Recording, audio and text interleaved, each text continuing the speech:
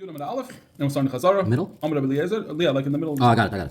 Kashihi. Shamati Kishayu B'Heichel. When they were building, I heard, we just did a whole bunch of Shamatis. Shamati Kishayu B'Heichel. I heard when they were building the Beis Hamikdash. So in the Heichel they made kloim, and in the Azara they made kloim. Curtains instead of until the real walls were going to be built, they put temporary curtains. But in the Heichel, they put the curtains from the outside. And by the Azara, they put the curtains on the inside of where the line was. Because the Azara is where the Kodesh is and the Kodesh Kodashim. So anybody who doesn't have a reason to be there is not allowed to be there. So they put the partition on the inside so that even when they're building the wall, they shouldn't be encroaching on that space and end up by mistake. Rabbi Yeshua says, I heard that you could be makriv by the Makom Beis HaMikdash, even when there's no bais, even when there's no Beis Mikdash standing. You could eat the kachim kachim, the kohen could eat the kachim kachim, even if there's no kloim. Kachim kal masasheni, aval pishen koima. Why? Because the kedusha, initial kedusha, is still there. Because the kedusha was for when it became holy, and also las lavai, it's still holy. Miklal. So we learn from this Miklal. Rabbi Eliezer savar like kitchel las lavai. Rabbi Eliezer holds that the kedusha is not lost in love. How do you come up with that? Maybe maybe according to everybody, who's everybody? Rabbi Eliezer and Rabbi Yeshua, both of them kedusha rishayna is kitchel shat and kedusha lost love. And they were just repeating over what they heard of Rabbi Eliezer and Rabbi Yeshua, but they both hold that kedusha rishayna kitchel shat kitchel lost love. If you ask me, kloim Rabbi Eliezer lameli, so why do you need kloim if the kedusha is not there till the Beis Mikdash is there? Let's use Alma just for tznius purposes to hide, to not showcase what goes on there with the karbanas and the shechting and all that. Elo kihani tanoi. But the machlekes is in this machlekes tanoim that we're going to learn in this brayso. The Tanya Rabbi Shmuel Rabbi Yosef. Lama manacham es ela kishal b'nei goyla. Matzu es ela v'kitshum. Avoshanis batlu mishabat la'aretz. So why did the Chachamim list these cities that when the Bnei Goyla, the people that were coming up from Babel, came back to Yerushalayim, and they saw these 8 or 9 cities, and they listed them in the Mishnah Erechim?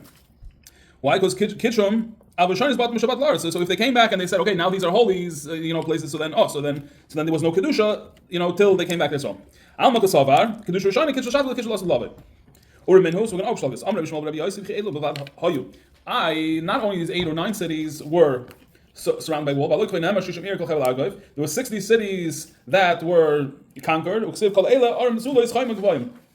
all of these had a high wall. So why the Chachamim list these? So when they came up from the Galus, they found these, and this is the city that we were talking about. Kitchum hashta.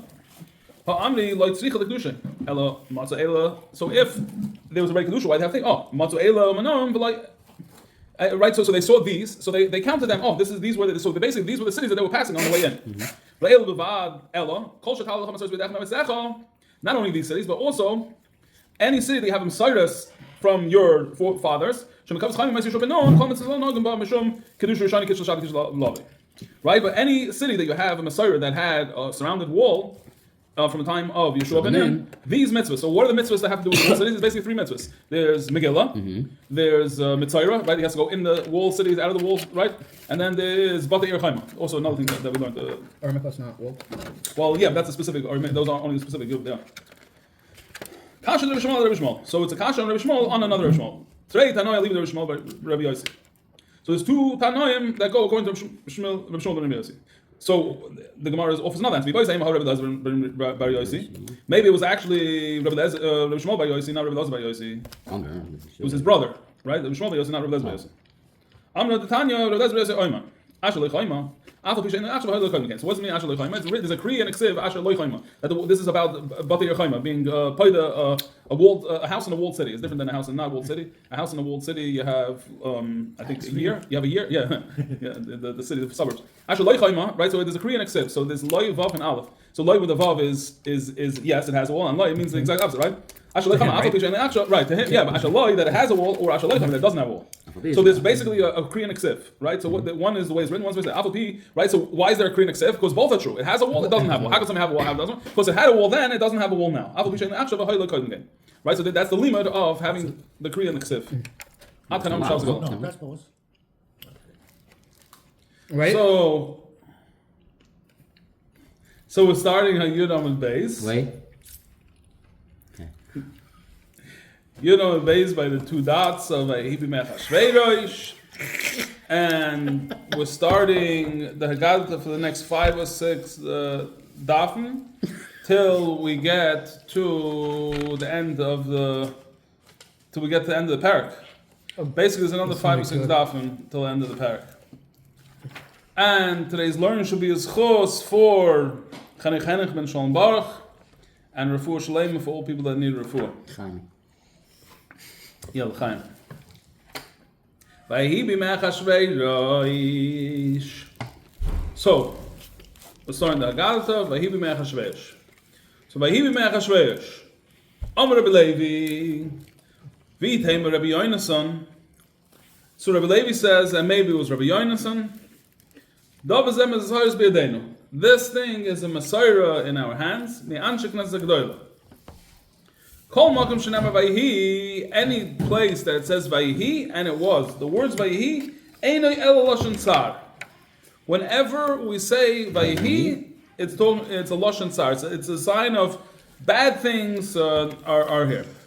Vayhi b'mecha shveirosh, when it says Vayhi b'mecha shveirosh, Vayhi b'mecha shveirosh, there was have a Haman. That was Haman. Haman was a bad thing. Bad guy. He was a bad guy. Vayhi b'mei shveirosh shayftem. That is the beginning of Rus. Vayhi b'mei shveirosh shayftem. So in the days of the judge of the judges, have a Rav. There was a Rav. There was a famine. Vayhi ke'echalo Adam l'raiv. And this is by Adam. The next thing going on by Hashem kiraba ras Adam. Hashem saw that the man was very bad. Vayhi b'nas mikadem, and it was when they traveled east. Hava nivna lanu ir. The next thing is they said, "Oh, let's build a city." Yeah. Vayhi b'mei Amrafel, and it was in the days of Amrafel. That is like 2 weeks ago. Yeah, As Muhammad, that's with Avram Avinu. You might remember this story in Yeshua and Yericho. The Malach was standing against him. Remember this? Yosef, were you here already when we learned that? Basically, it was Bittul Torah. The Malach, the Satan, was standing opposite him. Megillah? Megillah, Yeah, he met him. It's a few places, but we learned in the Megillah. Yeah, I remember that. Right, because he approached them or something. Right, because he was Mavakal Talmud Torah. Right. It did a big affair. Vayi Hashem is Yeshua, and Hashem was with Yeshua. Vayimalu b'nei Yisrael. The b'nei Yisrael sinned. Vayi ish echod mehamasayim ki eschana oiv v'Hashem sagarachma. This is the haftarah that we read the first day of Rosh Hashanah, I think. So this is about Chana and Penina, and Chana was the more loved one, and Hashem made her not give birth. What's the word? Barren. Vayi kizok and Shmuel, and it was that Shmuel got old. And his sons didn't go in the same path. David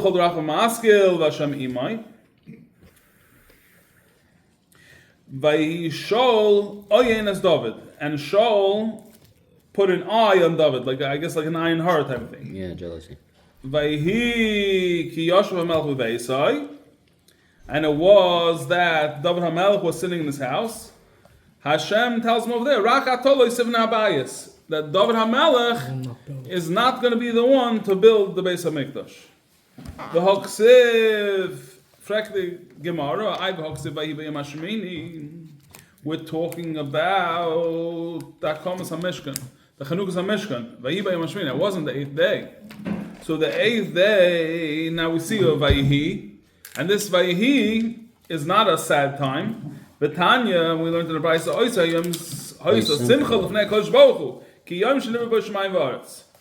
it was such a simcha the day of the Akamas HaMishkan that the dedication of the Mishkan, that it was such a simcha before HaKadosh Baruch Hu, like the day when he created Shemayim and Arts. Ksiv hacha, vayhi b'yom hashmini, ksiv hasam, vayhi boike yom echad.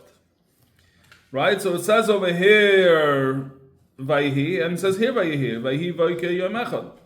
Hashachiv nadav avihu. So the word says, oh, that's when Nadav and Avihu died. So that was not a happy time. V'aksiv, Nadav and Avihu, they were sons of Aaron. V'aksiv v'hi b'shmayin mishana, v'abba mishana. V'aksiv v'hi kasher Yaakov es Rachel.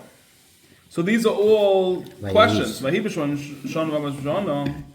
V'aksiv v'hi kasher Yaakov es Rachel. When Yaakov saw Rachel, right? So Yaakov saw Rachel, right? That should be a good day, right? The first time Yaakov saw Rachel should be a good day.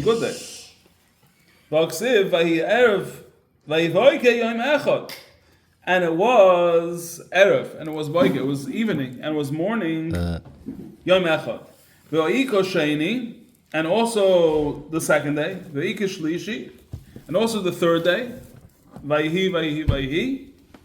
And there's other places where it says Vayhi, and Vayhi is not necessarily a bad thing.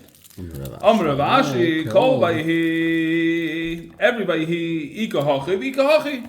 There's some Vayhis that are good and some Vayhis that are bad. Then doesn't make a difference what the Vayhi is. Oh, Vayhi Bimei, Eine El Lashon Sar.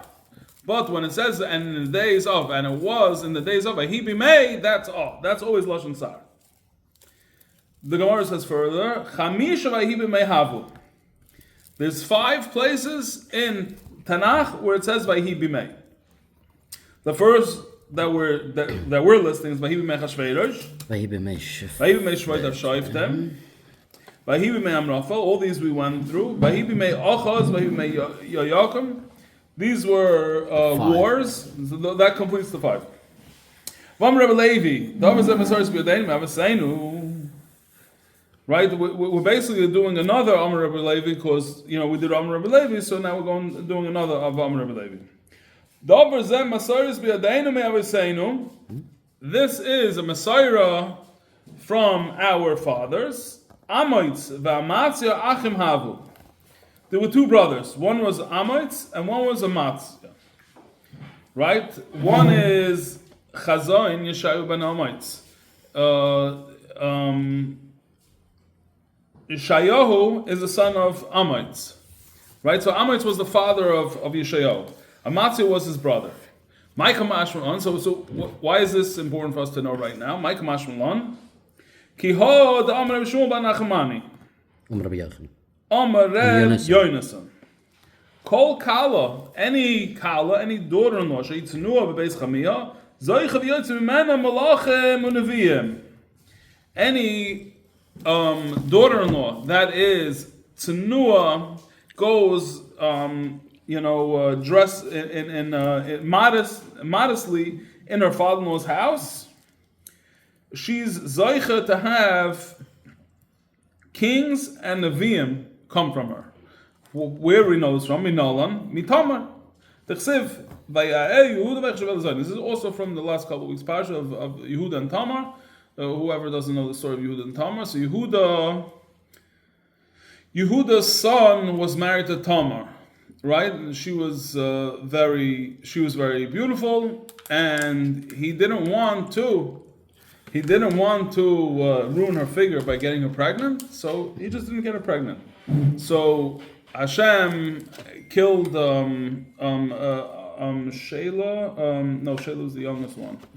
I'm going to remember the name soon. So the first one died from this avera of not wanting to get his wife pregnant, and then the second son, right, had to do yibum, right? Yeah. So the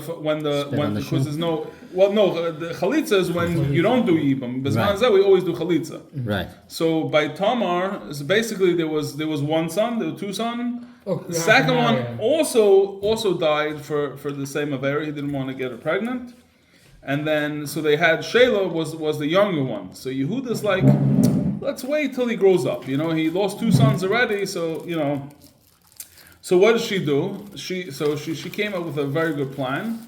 Doesn't seem like a conventional plan, but she saw that from her it was going to be, these big generations, and it's no. I'm saying David HaMelech comes from this.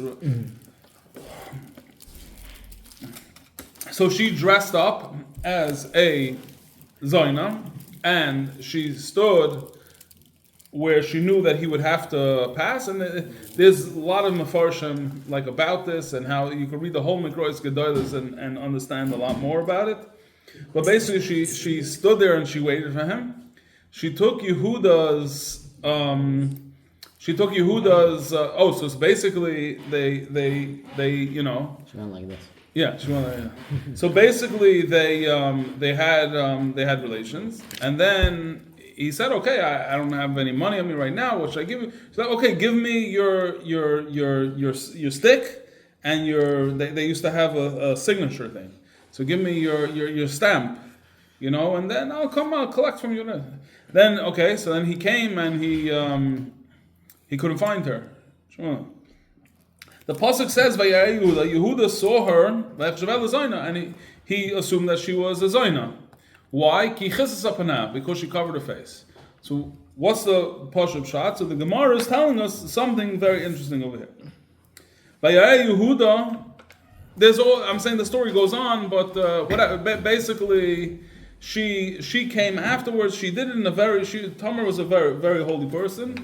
And the story is not a joke. The story is a very serious story, and they end up having a child from this. Basically, everybody saw she was pregnant, so they're like, "Oh, now we have to give her." She gets the she was Mizana. So right, they almost wanted to give her skila, and then she proved it. It's like, wait, I have your mother. She did it in such a nice way. She said, "Oh, to this whoever this belongs to, that's the person who I got pregnant with." So then Yehuda realized, and he chapped the whole thing, whatever. Mm-hmm. But it says Vayarei Yehuda, and Yehuda saw her by Zaina, and he assumed he took her for a Zaina. Why? Ki chisas apanav. So frankly, Gemara, Mishum the chisas apanav Zaina. Is that like really how they operate themselves? They cover their face, and that's how they pick up the men. Like El Mishum the chisas apanav Beis Chamia. Because she always had her face covered in such a way when she was in her father-in-law's house, Yehuda was her father-in-law, he didn't recognize her face because her face was always covered.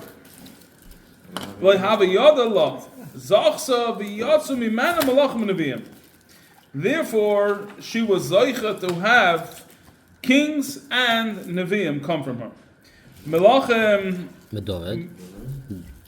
Well, Nevi'im, Melachim and David, right? Because David came from her. Nevi'im, the Amar Rebbe Levi, Mesaris B'Yadenu Mavasenu, Amois V'Matzah Achem Hayu. From this that we said before, that Amoitz and Amatzio were brothers. So from Amoitz was Yeshayahu, and Amatzio was a brother. So that's how we come with this. Uksiv, Chazon Yeshayahu ben Amatz. So that's our proof that from her came Nevi'im and kings. Right. Bam Rebbe Levi. This is basically another Amar Rebbe Levi. It's not anything connected to The previous. Makom Aron. Einu min Hamida. The place of the Aron doesn't take up any room. What does it mean? Tan Namehachi.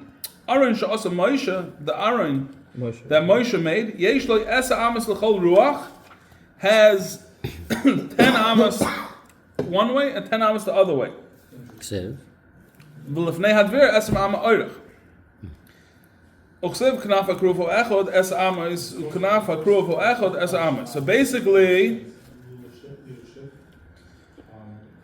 Aaron gufei hecha havekoi elav shmina. So where did the Aaron sit? So basically, the whole thing was 20. The Kruv, each side was 10 and 10 is equal 20. But there was still 10 on each side, and there was only 20.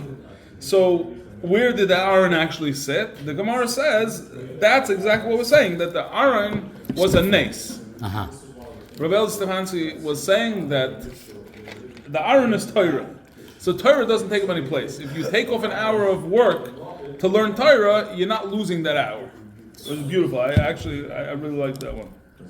You take off an hour. I mean, obviously, if somebody's paying you to work and you're learning instead, that you have to, that's a different story. That's not what I'm talking about. I'm talking about that you take off your time, not your boss's time. So Mekayim Aaron is not from the measurements. It's not Tanya Aaron Shas